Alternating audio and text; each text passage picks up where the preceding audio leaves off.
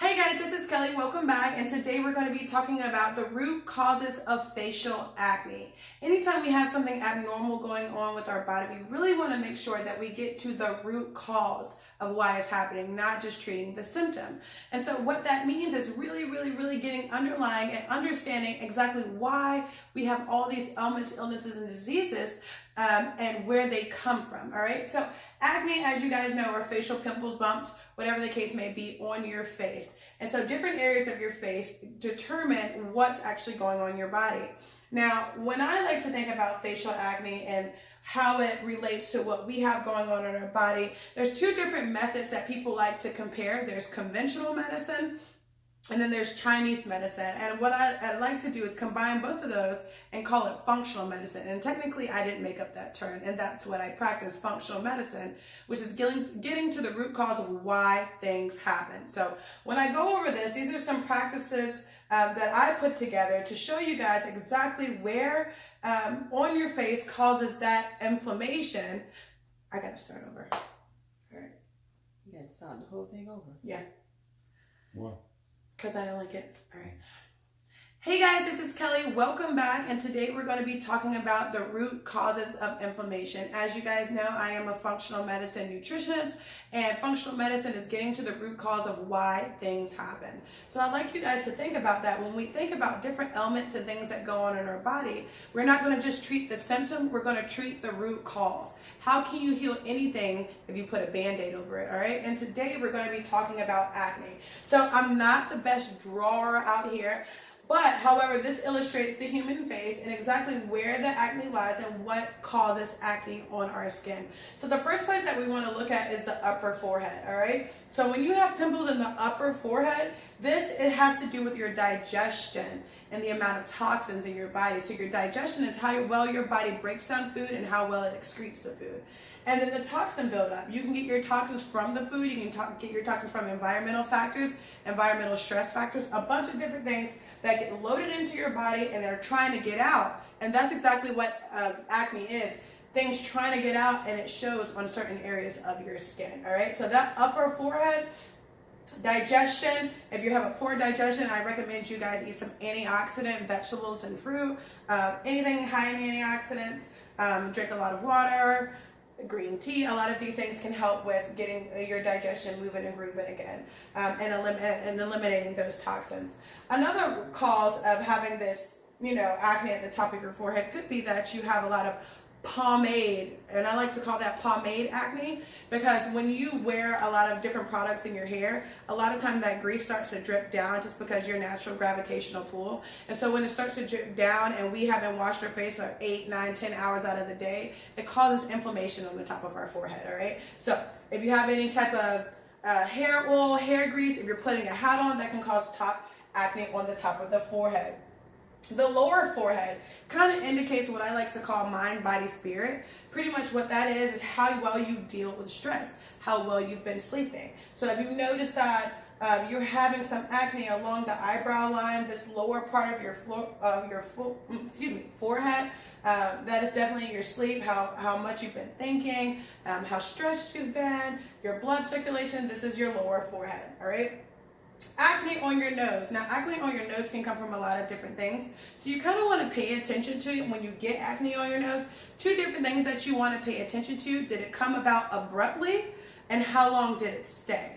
Right? So if it came about abruptly, we won't necessarily consider it to be something that deals with what I like to, related to, which is your heart and your blood pressure, right? Your nose has to do, and it's connected to your heart and your blood pressure and poor circulation.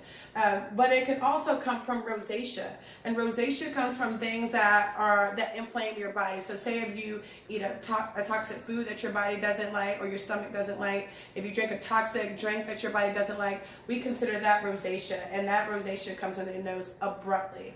However, if it took a while to get there and you just kind of notice it all of a sudden, that's something that you just did all of a sudden, but you notice it gradually over time, that can come from a blood pressure disorder, a stress disorder, a heart disorder, poor circulation, all right? Between your eyebrows, so if you're getting acne between your eyebrows, this is poor diet, all right? And you're having a high-fat diet, you're having a high alcohol diet, And that means that your body is not excreting well enough. You're putting too much pressure on your liver and kidneys. So I recommend for that, try to decrease the amount of fat. Now, when I say a fat diet, a high fat diet, this is not a high fat diet in avocados, salmon, nuts, whatever the case may be. This is a diet of fat in junk food, and we all know what junk food is, right? So we're going to eliminate that high fat diet and put those healthy high fats in, all right? If you're drinking too much alcohol, you're putting too much pressure on your liver and kidneys, you will more than likely have inflammation right here because of all of that chronic alcohol use, all right? Number 5, your ears, all right? Your ears are directly related to your kidneys as well. As you know, your kidneys are your major organs, all right? So if you're getting bumps within your ears, this is because you have a lot of caffeine going on. You're not drinking enough water. You have a lot of salt in your diet, all right? So all of these relate to why you're getting bumps in your ears, along with having hair down. So if you have long hair, that could be another reason why, you're getting bumps, because that hair and that sweat over time creates inflammation, which creates a bump. All right. Number 6 are your cheeks. All right. So a lot of times when you have inflammation in your cheeks, this is a respiratory issue. So that means if you have allergies, if you're not breathing well, if you're a smoker, so if your lungs are really struggling to try to get a lot of air and oxygen and it can't because it's clogged up with toxins in that area, it shows on your cheeks because your cheeks are trying to tell you something, and therefore they're creating these bumps because they need you to get those toxins out. So therefore you'll be able to breathe a little bit better. In men, this is also another case. If bumps just come out of all of a sudden, it could be a use of steroids. All right. So like I said, you want to pay attention to how abruptly they come and how long it takes for those bumps to arise, depending on your lifestyle and your lifestyle changes, or whether you haven't had a lifestyle change or not. All right.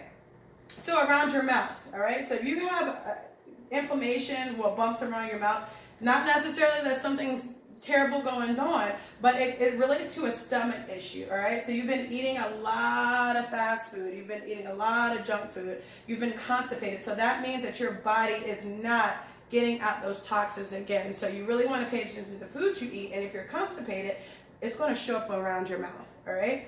Another reason why people may have bumps around this area is because maybe they're an athlete and they might put a mouth strap on, and when you put a mouth strap on, you don't constantly clean it off and sanitize it, it can cause bumps in that area, as anything that you put on that you leave on with a lot of toxins on it.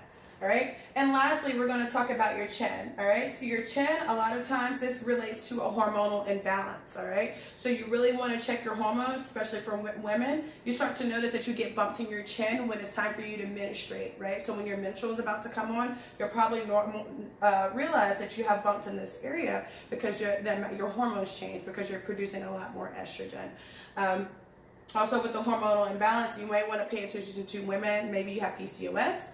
You could have a thyroid disorder. You could have Hashimoto's. A lot of different things can come from having bumps in this area.